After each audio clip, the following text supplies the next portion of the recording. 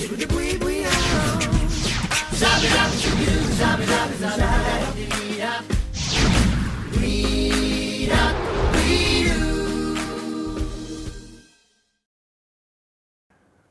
and welcome to China Travel New Links. I'm your host Aaron Stadlin-Roby, and on this show we'll update you on all the latest travel information you need for your trip to China.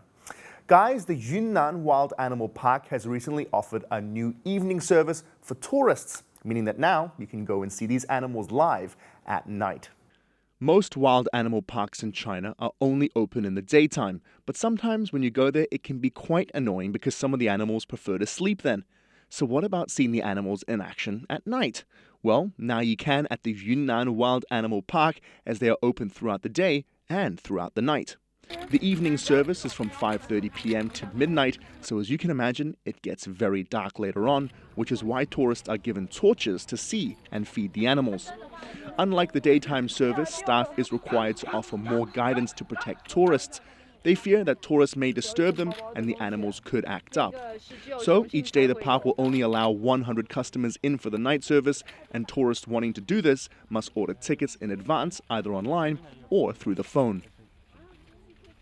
When you do visit the park, please listen to what the guides say, because they do know what they're talking about and you don't want to make the animals angry.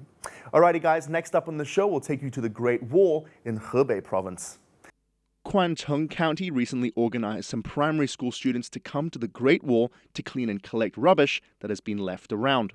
The Sifengkou section of the Great Wall is 66 kilometers long and it was built during the Ming Dynasty.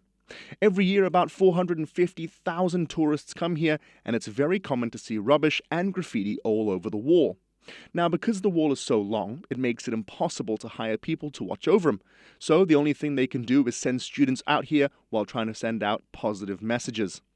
At many scenic spots around China, you'll always happen to find graffiti left by tourists who want to leave their mark.